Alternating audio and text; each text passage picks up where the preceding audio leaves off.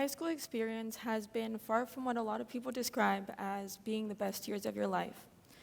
While I wish that a day in my life looked more like High School Musical, a typical night for me as a junior IB student consists of getting home after a long day of activities and countless hours in classes to dozens of assignments, essays, and tests to prepare for. What had just begun as just a pile of assignments slowly turned into an obsessive, nervous behavior regarding my academics and everything that surrounded that. I hadn't even noticed this change in my behavior until I started becoming frustrated about the fact that I couldn't stay focused for more than 20 minutes at a time. I was irritable with all those around me, and no matter how many cups of coffee I had every day, I couldn't stop myself from wanting to fall asleep by 5 p.m. Naturally, like any other teenager, I decided to Google my symptoms and found out that what I was going through was an extreme period of burnout. According to my previous Google searches, burnout is a state of emotional, physical, and mental exhaustion caused by excessive and prolonged stress. Even though this definition applied to what I was going through and was clear, I still didn't understand why I was going through this and what exactly I could do in order to stop it from interfering from my daily accomplishments. Through my experience with burnout, I invite you all to rethink the socially accepted path to success and the normalized, sometimes unhealthy forms of attaining it. Let me begin with the vicious cycle of burnout, a tool I had made shortly after deciding to do this talk to help me understand what exactly stopped me and paused my success. The 3 C's, coursework, comparison, and confidence, were the 3 things that ended up causing my extensive burnout period. It was evident for me, as I'm sure it is to many of you, that the overwhelming amount of schoolwork that students have every day is tediously long and can become a main stressor over time. Just the thought of having to do so much work every day was a burden, not to mention the effort that it had to be done at. Seeing the way that others dealt with their workload wasn't much of a comfort too, since nobody really seemed to be cracking under the pressure as I was. I'm sure most of you have compared yourselves to different people for different reasons and in different ways, but for me it had to do with the way that I always had to overexert myself and overdo in academics. This was fueled by conversations like this. This is a text message exchange between one of my friends and I a few months ago that made me feel that I wasn't doing enough to succeed as she was. With this, you might be able to imagine how I desperately tried to push myself to my limits to become that competitive, well-rounded, and carefree student that society seemed to praise at the time. As for the lack of confidence I had, which had begun after I received my first D in a test, I started believing that the reason for this was because I was tying my self-doubt and my self-worth to my academics, which became a really big problem over time.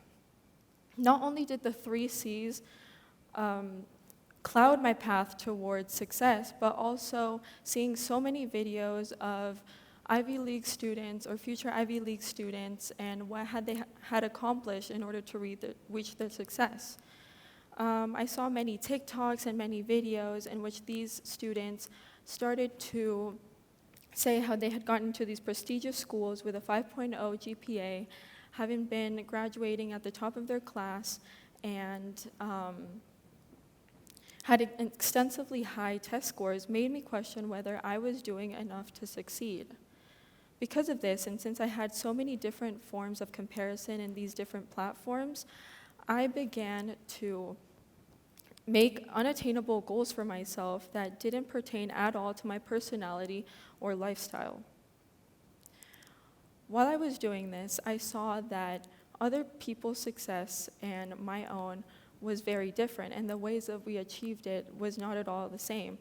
And the way that I was comparing myself to other people that had completely different lives and different personalities than me wasn't helping me, but rather bringing me down and making me more stressed.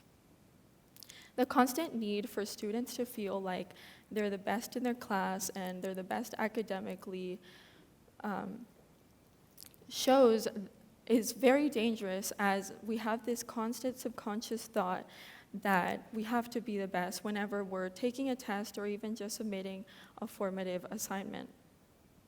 The worrying part about setting such high expectations of ourselves is that we begin to lose meaning to what we're learning.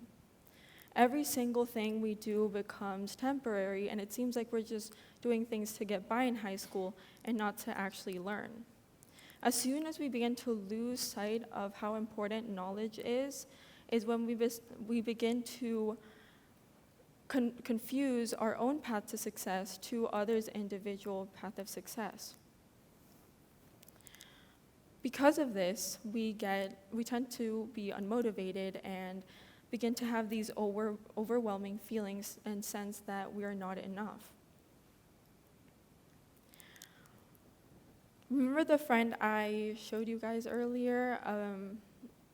That same friend told me later on that the reason for her successes was because she had a tutor at home that would help her with all her doubts and questions. Meanwhile, I spent countless hours trying to only solve one problem by myself. Seeing as other people and my close friends dealt with their schoolwork made me rethink the way that I saw others' achievements, and that they should not be compared to our own. Now this brings me to the loophole out of the burnout cycle.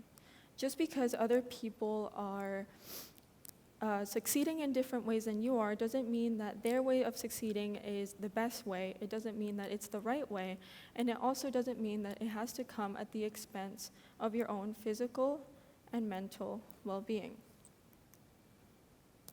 As soon as I started listening to my own mind and instincts, I started doing better in school, my grades went up, and I even started sleeping earlier for the benefit of my own mental health.